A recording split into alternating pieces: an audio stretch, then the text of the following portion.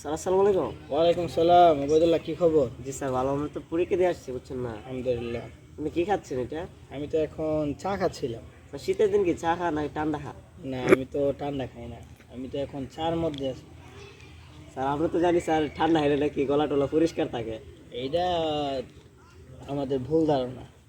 আমাদের ধারণাটা উচিত যে আমরা শীতকাল আর গরমকাল যে কোনো কালকে বলি না কেন, আমাদের সবসময় চাটা আমাদের জন্য উপকারী।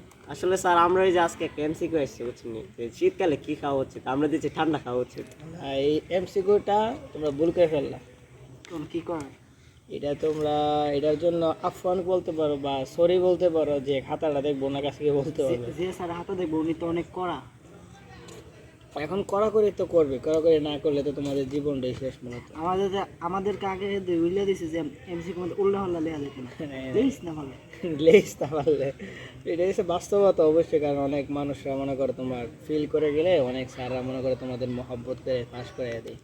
তবে একটা মজার বিষয় হচ্ছে, যেহেতু আমরা এই বিষয় নিয়ে রিলেটিভ কিছু কথা বলতেছিলাম, তো এক হাদিস নিয়ে আমরা একটু কথা বলি। রাসূল সাল্লাল্লাহু আলাইহি ওয়াসাল্লাম এক হাদিসের মধ্যে স্পষ্ট ভাষায় বলেছেন যে তীব্র গরম এবং তীব্র শীত, যেটা আমরা বলতে পারি যে মানে প্রচণ্ড গরম এবং প্রচণ্ড শীত, এই দুটা জিনিস মূলত আমাদের জাহান্নামের কাছ থেকে আসে। তাহলে আমরা যখন প্রচণ্ড গরম চলে আসে আমাদের কাছে গ্রীষ্মকালে, তখন আমরা ধরে নিতে হবে এটা হচ্ছে আমাদের জাহান্নাম থেকে মূলত আমাদের তাপ আসছে। আর আমাদের পছন্দ যখন আমাদের গরম বাদ দিয়ে যখন আমাদের শীত যখন চলে আসবে, তখন আমরা ধরে নিতে হবে রাসূল সাল্লাল্লাহু আলাইহি ওয়াসাল্লামের হাদিস অনুযায়ী এটা আমাদের জাহান্নাম থেকে মূলত আসছে। কথাটা হাদিসটা মনে থাকবে। কেউ যদি আমাদেরকে প্রশ্ন করা হয় যে শীত অনেক প্রচণ্ড লাগতেছে আমার কাছে, আজকে মনে হচ্ছে গতকাল থেকে বেশি বা এর আগের দিন থেকে আমাদের বেশি মনে হচ্ছে, তখন ধরে নিতে হবে 100% যে আমাদের অতিরিক্ত ঠান্ডাটা আমাদের কোথায় থেকে আসছে? জাহান্নাম থেকে আসছে। আর আমাদের অতিরিক্ত শীত কোথায় থেকে আসে? জাহান্নাম থেকে আসে। এই কথাটা আমাদের মেসেজটা মনে রাখতে হবে, স্মৃতির পাতায় এই কথাই রাখতে হবে যে জাহান্নাম থেকে এই দুইটা জিনিস মূলত আসে। সামনে যে চা খাচ্ছেন, চার অনুভূতিটা যদি আমাদেরকে জানাতেন তাহলে ভালো হতো। চার অনুভূতি বলতে যদি আমরা বলি, চা একটা ভালো একটা জিনিস, আপনারাও খাবেন, আর বেশি বেশি খাবেন না, অল্প পরিমাণে খাবেন। আর চা খাইলে আপনার যে সারাদিনের যে পরিশ্রমটা আছে, ক্লান্তি যেটা বলা হয়, সেই ক্লান্তিটা আপনি দূর হয়ে যাবে। আশা রাখেন চা খাবেন, চার পাশে থাকবেন, চাকে নিয়ে সামনের পথ অতিক্রম করবেন। আর কিছু বলবেন?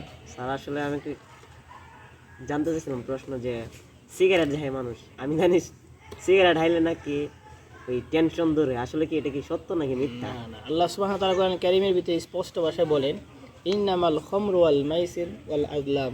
আল্লাহ সুবহানাহু ওয়া তাআলা মদ, জুয়া এবং মূর্তি সাজানোর জন্য যা কিছু প্রয়োজন লাগে সবগুলোকে আল্লাহ সুবহানাহু ওয়া তাআলা, নেশা জাতীয় যে জিনিসপত্র আছে সবগুলোকে আল্লাহ সুবহানাহু ওয়া তাআলা হারাম ঘোষণা করেন। তো আল্লাহ সুবহানাহু ওয়া তাআলা যে জিনিসকে হারাম ঘোষণা করে ফেললেন, সেই জিনিসকে আমরা যতই মনে করি আমাদের টেনশন দূর করার উপায় হতে পারে, এটা সম্পূর্ণ আমাদের ভুল ধারণা। মনে রাখতে হবে হালালে একমাত্র রয়েছেন আমাদের জন্য শান্তি, আর হারামের মধ্যে কখনো শান্তি নেই।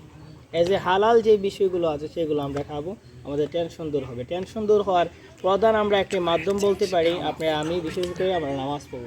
রাসূল সাল্লাল্লাহু আলাইহি ওয়াসাল্লাম হাদিসের মধ্যে স্পষ্ট ভাষায় বলেন, আল্লাহ এবং তার বান্দার অতিরিক্ত কাছে যাওয়া একটা মাধ্যম হচ্ছে নামাজ। এই নামাজের কাছে আপনি সেজদার মধ্যে যাবেন, যাওয়ার পরে আল্লাহ সুবহানাহু ওয়া তাআলার কাছে আপনি বলবেন, আপনি যা বলবেন আল্লাহ সুবহানাহু ওয়া তাআলা সব কবুল করবেন।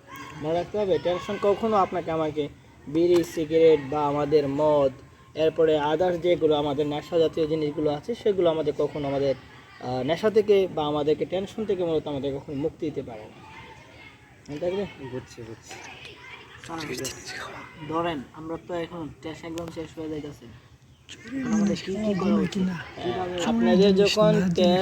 আপনার যখন শেষ হয়ে গেছে, আপনাদের পরীক্ষা শেষ পর্যায়ে, আপনার একটা জিনিস মনে রাখতে হবে, সামনে আপনাদের 1-1.5 মাস। আর আমরা এখন বর্তমান সিচুয়েশন, আমাদের পরীক্ষার সময়গুলো যদি বলি, আমাদের হটহাট করে আমাদের মূলত আমাদের রুটিনগুলো দিয়ে ফেলে। এমনকি আছে দেখবেন আপনি ফর্ম ফিল-আপে যেদিন করতে আসছেন এই দিনে আপনার মূলত রুটিন দিয়ে ফেলছে, তখন কিন্তু আপনারা কিন্তু ওই যে বেলা ডুবে গেলে ভাই আমার কখনো কোনো কাজে আসবে না। তো বেলা ডুবার আগে আমাদের এই জিনিসটা আমাদের অনুশোচনা আসতে হবে যে এখান থেকে আমার পড়াশোনা আমাদের সামনের দিকে মতো অতিক্রম করতে হবে।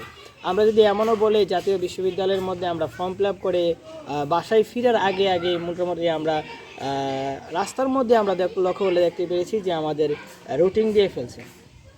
1 মাস আগে আমাদের রুটিন মূলত দিয়ে ফেলে, মানে পড়াশোনার কথা যদি আমরা বলি যে হুটহাট মূলত আপনার এখন ডিসিশন হচ্ছে।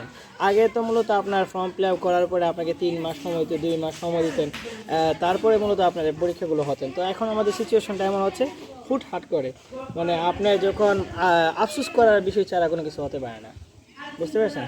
যে আপনি যদি ভাবেন যে আরও 3 মাস সময় আমার কাছে আছে, 3 মাস পরে আমরা মূলত পড়াশোনা করব, এখন তো মূলত আমাদের টেস্ট শেষ হয়েছে, আমরা মূলত এখন একটু অনেক বিশ্রাম করবো, বন্ধু বান্ধবের সাথে আড্ডা দেবো। হ্যাঁ দিবেন, আপনাকে একটু গানে ফ্রেশ মাইন্ড রাখবেন, কিন্তু এই কথাটা মনে রাখতে হবে এই বাংলাদেশে পড়াশোনার ভিতরে আপনাকে বেশি সময় আপনাকে এখন মূলত দিচ্ছে না, গত কয়েক বছর যাবত নয়, বরং গত বছর থেকে। আশা করি বুঝতে পারছেন।